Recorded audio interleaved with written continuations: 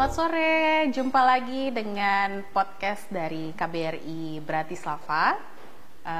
Untuk kali ini narasumber kita sudah bergabung bersama kita, yaitu Ibu Dina Praptoraharja. Selamat sore Ibu Dina. Selamat sore Maggi. Selamat datang di Bratislava. Terima kasih. Izin ya Bu, saya perkenalkan diri Ibu sedikit dari yang kami ketahui ini. Ibu Dina adalah seorang associate professor di Universitas Bina Nusantara.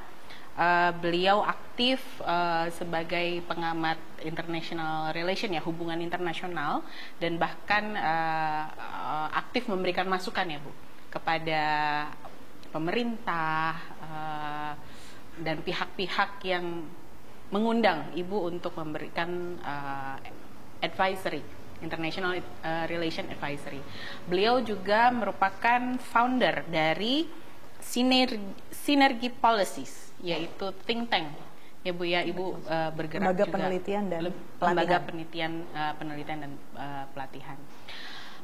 Kita mulai Bu, podcast hari ini sebenarnya temanya sederhana Bu. Bagaimana ceritanya Ibu bisa datang ke Bratislava? Boleh cerita sedikit Bu? Jadi ini kunjungan saya kedua ke Bratislava. Kunjungan pertama sangat singkat, cuma 1 malam. Kebetulan waktu itu saya ada program di Budapest. Dan waktu itu pertemuan para ahli di bidang hubungan internasional. Kebetulan dari pihak Budapest pengen kenal lebih banyak soal Indonesia. Dan tentu saya menyambut baik karena buat saya Hungaria juga satu pemain menarik ya di Uni Eropa dan dari Central Eastern Europe. Kemudian saya dapat kesempatan yang kedua ke Eropa lagi, nggak lama sesudah itu November kalau saya nggak salah ingat. Lalu Desember kemarin itu saya memang terjadwal berada di Eropa lagi untuk dialog 1,5 track. Artinya pertemuan antara pejabat pemerintah dari pihak Kemenlu dan juga ada unsur pejabat yang lain juga dari kementerian yang lain plus ahli. Topiknya soal EU Indonesia.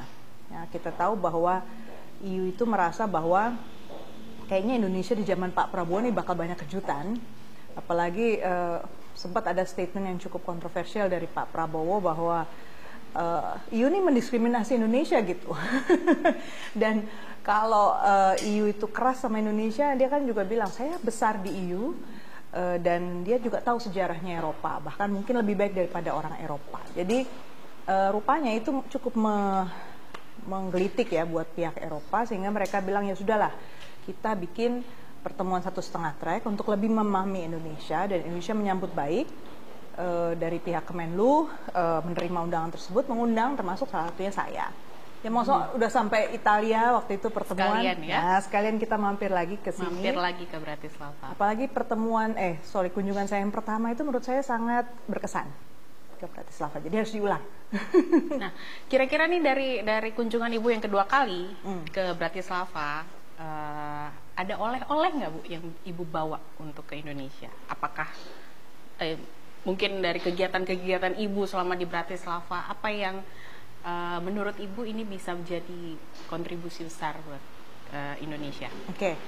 Satu, dari segi hubungan kerjasama bilateral ya, Indonesia sama Slovakia. Dari sisi diplomasinya, G2G, government to government, saya bisa melihat betapa Slovakia itu mitra yang potensial untuk beberapa kerjasama ekonomi maupun pertahanan keamanan. Kemudian ekonomi itu juga ternyata menyangkut people to people ya, bukan cuma sekedar research atau pendidikan, tapi saya berjumpa kebetulan dengan tokoh masyarakat di sini yang sudah puluhan tahun ada di Slovakia, sehingga saya diperkenalkan dengan orang-orang Slovakia yang lain. Saya pikir dari segi kultur, kebiasaan, itu kok cocok sebenarnya orang Slovakia sama orang Indonesia. Jadi mereka agak beda dengan orang-orang Eropa yang lain.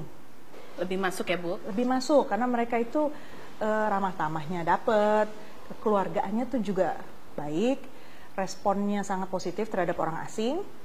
Jadi saya merasa lebih disambut baik, lebih open ya, dibandingkan kalau misalnya saya ke Eropa Barat. Itu lebih berasa kita di pihak yang berbeda. Terus yang kedua oleh-olehnya itu adalah Untuk urusan saya kembali ke soal Uni Eropa, karena Uni Eropa Indonesia itu kan dalam tahapan yang cukup kritis ya menurut saya dari segi hubungan bilateral. 27 negara Eropa ini punya mekanisme sendiri di Brussel. Mekanisme itu memang cenderung belum memahami Indonesia, masih merasa insecure lah terhadap Indonesia. Jadi gara-gara pertemuan di Italia itu saya bisa melihat sebenarnya EU itu terdiri dari banyak komponen. Member States itu belum tentu juga selalu bersepakat dengan mekanisme EU. Tapi satu hal yang nggak bisa disangkal, mereka butuh kita. Gitu. Jadi saya merasa bahwa berarti PR-nya di pihak kita juga yang bisa kita lanjutkan juga untuk di follow up itu adalah membuat Uni Eropa dan Slovakia lebih merasa nyaman dan yakin untuk bekerja sama lebih baik dengan kita. Ini menarik nih Bu. Tadi Ibu sampaikan dalam pertemuan dengan one half track diplomasi ya tadi ya. Pertemuan dengan teman-teman dari Uni Eropa, Ibu bisa melihat di situ bahwa statement Ibu tuh sangat sangat menarik buat saya bahwa Ibu melihat mereka butuh kita. Boleh nggak Bu dielaborasi nih? Apa aja sih kira-kira dari sektor-sektor apa aja sih yang menurut Ibu dalam kacamata Ibu mereka butuh kita? Eropa itu benua yang tua secara usia dan secara ekonomi. Secara ekonomi mereka merasa karena usianya yang lanjut tersebut itu advance, saking advance-nya mereka kerjanya bikin standar, tapi mereka lupa penduduk mereka pun sebenarnya makin diverse, makin beragam. Komposisi demografisnya tidak sama dengan Uni Eropa pada saat mereka sebagai organisasi dibentuk. Jadi apa yang mereka kerjakan, gap-nya itu cukup gede sebenarnya. Tapi lucunya kan ya di mana-mana orang kalau berkaca, kalau nggak dikasih kaca dia nggak lihat dirinya sendiri kan. Jadi gunanya 1.5 track itu sebenarnya membawa kaca buat mereka. Dari kita mereka bisa melihat dirinya sendiri. Karena kita menampilkan sisi lain yang mereka nggak lihat. Tuh. Jadi gapnya apa? Di mereka ternyata standar-standar tinggi dari mereka pun nggak bisa penuhi. Banyak nggak diterima di negara anggota. Terus apa yang mereka tawarkan ke negara-negara lain, bukan cuma Indonesia ya, tapi negara Asia Tenggara yang lain, itu sebenarnya tidak merespon kebutuhan mereka sendiri. Jadi mereka ngerasa saya bikinkan capacity building, kita buatkan program dialog, kita buatkan framework cooperation kerjasama gitu. Tapi mereka sendiri nggak ngerespon di dalam negeri mereka. Sebenarnya nggak butuh itu. Kedalaman informasi yang dibutuhkan dari Asia bukan di bagian itu, kayak gitu-gitu loh. Itu satu. Transisi energi. Mungkin teman-teman di sini juga tahu bahwa Eropa tuh berusaha betul menjadi pemimpin di bidang climate change ya. 2035 mereka udah menetapkan akan sepenuhnya nggak pakai fossil fuel untuk mobil gitu ya, untuk alat transportasi. Pertanyaannya seperti negara Slovakia aja, saat mereka menetapkan dirinya menjadi produsen mobil dan menjadi tempat alternatif untuk produksi mobil yang biasanya dibikin di Jerman atau di Prancis, sekarang dibuat di Slovakia, terus mau dikemanain orang-orangnya? Para engineer itu mau kerja apa? Emangnya bisa langsung tiba-tiba switch gitu ya, dari mobil biasa ke mobil listrik gitu kan, dalam sekejap tanpa ada kerusuhan sosial gitu kan, atau minimal kegalauan job loss atau kehilangan pekerjaan itu kan pasti wajib.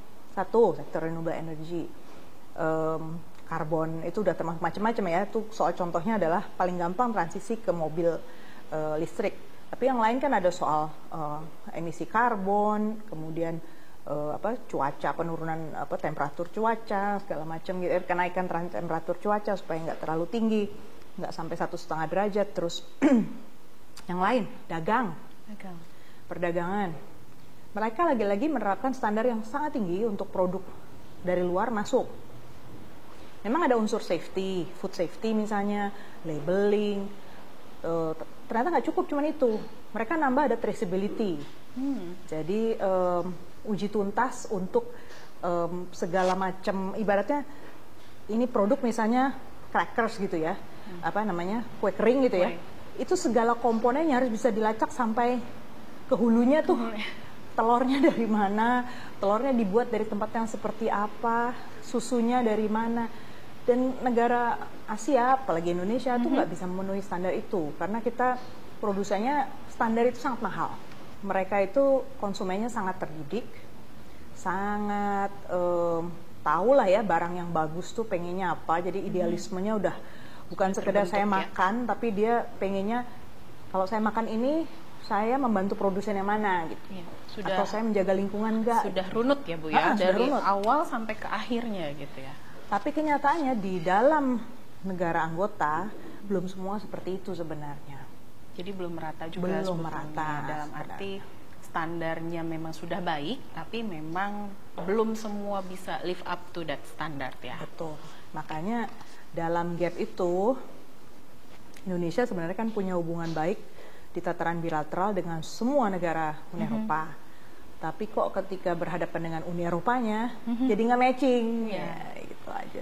Mungkin itu yang harus dijembatani ya, itu PR kita lah ya. Sama-sama, mungkin tidak hanya dari G2G-nya, tapi mungkin dari grassroots-nya juga bisa people to bergerak. People juga, betul. Scholarnya di sini bagus-bagus ya, di Slovakia, di Eropa Timur, ternyata saya juga lihat dengan mata kepala sendiri banyak yang belajarnya soal Asia. Oke, jadi sebetulnya ketertarikan, Ibu juga bisa melihat ya, ketertarikan ke Asia itu sudah ada gitu ya di Slovakia. Tadi kan kamu juga bertanya apa sih yang bikin Asia menarik ya buat mereka ya? Perut, Bu. Gimana nih ceritanya, maksudnya perut gimana nih Bu? Urusan perut, urusan makan. Mereka sebenarnya sumber income itu sebenarnya dari Asia, bahan baku. Tenaga kerja, kan nggak mungkin orang bikin pabrik di Eropa kalau dia pakai tenaga kerja semua dari Eropa, nggak bakal kuat dia bayar. Jual produknya berapa? Harga yang mau dijual ke pasar berapa? Kan dia harus combine. Seperti saya bilang, mereka sudah tua. Rata-rata tenaga kerja di sini juga sudah umur. Nah, terus pendidikan di Slovakia, saya juga baru tahu 80% udah kuliah. Satu sisi bagus, tapi kan berarti ada ruang juga buat negara lain yang ibaratnya lulusannya vocational school atau SMK itu kan bisa tetap mengisi pasar tenaga kerja. Misalnya untuk pabrik-pabrik kan nggak semua harus sarjana.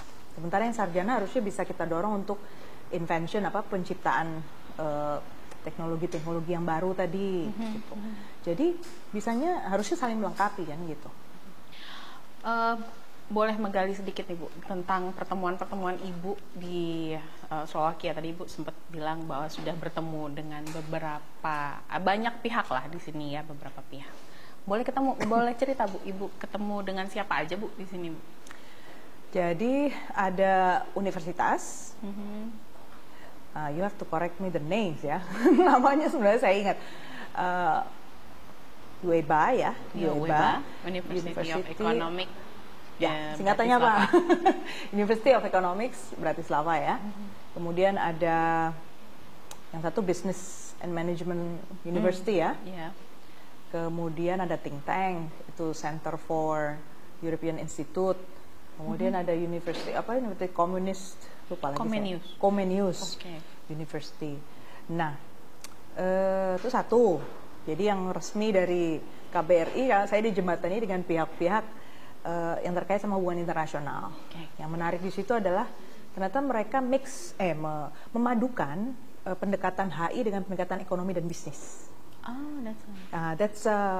Menurut saya sangat menarik karena kalau di Indonesia masih banyak program studi yang sangat murni HI gitu kan. Murni HI, betul. Kalaupun dicampur ada HI-nya, ada ekonominya, itu biasanya cuma penjurusannya aja lah ya. Semacam small part of international relations.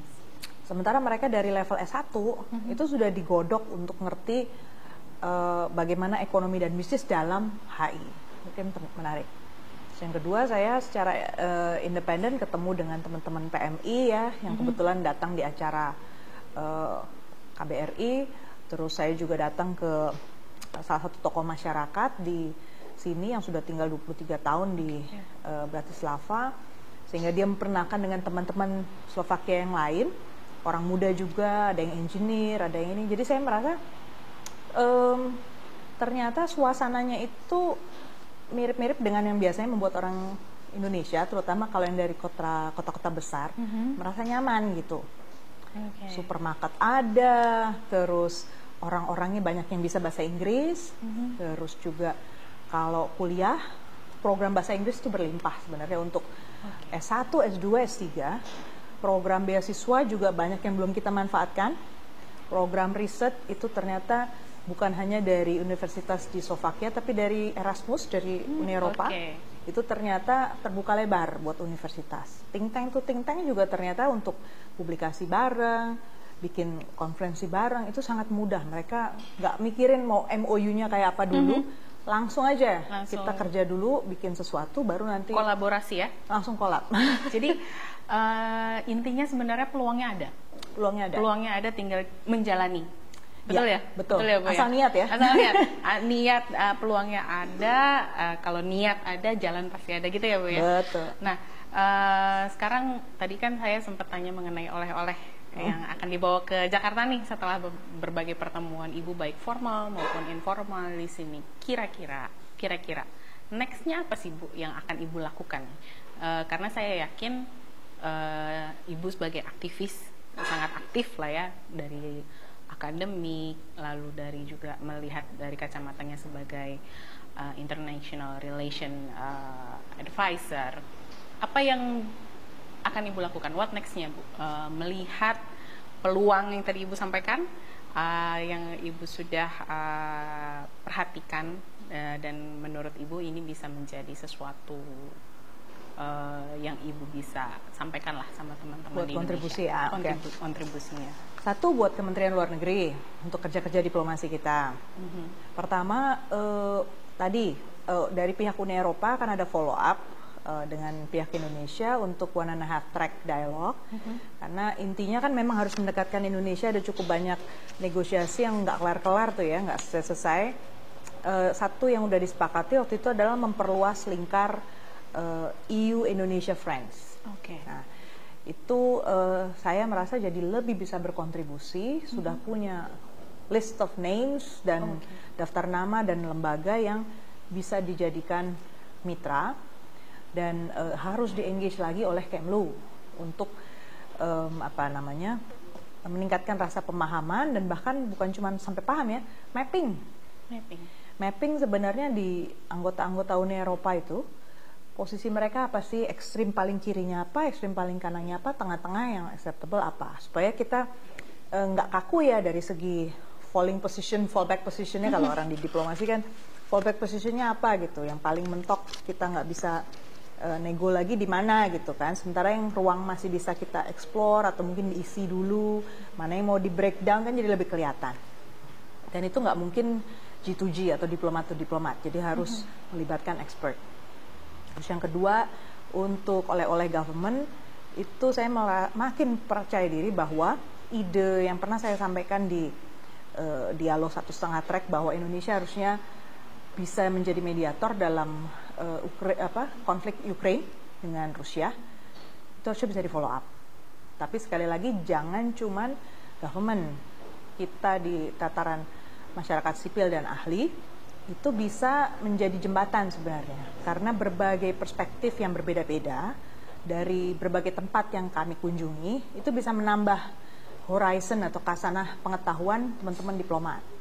Jadi supaya buahnya terasa, karena menurut saya waktunya tuh tepat untuk kita menawarkan diri menjadi mediator. Nah, nggak harus sendiri, bisa juga dengan kawan-kawan lain di Eropa, seperti misalnya Slovakia. Karena Slovakia juga dekat dengan Rusia, gitu. Itu untuk oleh-oleh buat Kemlu, Kementerian Luar Negeri. Sementara untuk kalangan ilmuwan, saya akan follow up soal konferensi bersama, saling jadi pembicara. Kemudian kami akan sharing beberapa tulisan kami, terus mencoba explore untuk masuk ke Erasmus Plus di universitas di mana kami berada. Kemudian yang ketiga, tadi mahasiswa-mahasiswa PhD di sini, ternyata juga ada yang orang Indonesia ya, mereka juga butuh reading, butuh kita jadi sumber narsum atau apalah ya. Terus mungkin juga para ahli di sini rupanya walaupun fokus studinya Asia, belum banyak yang kenal sampai dalamnya Indonesia. Nah itu berarti nanti bentuknya seperti apa masih harus kita bicarakan, tapi pasti harus di follow up. Oke, kami juga agak menggarisbawahi nih ya, bahwa tadi statement Ibu yang terakhir mengenai bahwa mereka belum terlalu banyak kenal Indonesia, itu jadi PR kita bersama memang ada urgensi untuk mempromosikan Indonesia di Eropa, terutama di kawasan Eropa Tengah dan Timur. Karena tolong koreksi apabila saya salah, tapi dari pandangan kacamata kami, Eropa Tengah dan Timur ini seperti pasar baru ya Bu, yang bisa kita eksplor, bisa kita gali potensinya untuk kerjasama, untuk pertukaran dengan lebih mendalam lagi. Nah terakhir Bu, mungkin saya mau minta kesan-pesan Ibu untuk para penonton yang menonton podcastnya KBRI Bratislava, mungkin kesan Ibu tentang Slovakia, mungkin menurut Ibu potensi-potensinya Slovakia, silakan. Oke. Buat yang belum pernah ke Slovakia, main ke Slovakia. Karena ternyata cukup banyak tempat yang perlu kalian kunjungi, apalagi kalau kalian itu ilmuwan ya. Wah, di sini seperti menemukan tempat main baru, hal-hal baru yang bisa dieksplor. Kemudian walaupun bahasa Slovakia sulit, ternyata mereka sangat ramah dan telaten ya, membuat kita lebih paham bahasa mereka juga. Artinya komunikasi itu bukan hal yang menakutkan, tidak perlu dikhawatirkan. Terus yang ketiga, saya kira kalau bicara Slovakia dan KBRI, pintunya kebuka terus. Mereka sangat welcome dengan inisiatif, program, kerjasama dengan banyak pihak. Dan ke depan seperti saya bilang, banyak PR kok kita untuk membuat Indonesia lebih eksis di tingkat internasional. Jadi jangan ragu-ragu, ikut ambil bagian. Baik Ibu, terima kasih atas waktunya Ibu Dina. Sama-sama, mungkin kita bisa ada kesempatan untuk jumpa lagi di sesi-sesi berikutnya. Siap. Nanti mungkin kami menantikan kembali kehadiran Ibu Dina di podcastnya KBRI Bratislava. Baik teman-teman, kira-kira itu dari kami sesi podcast hari ini. Sampai jumpa lagi. Bye.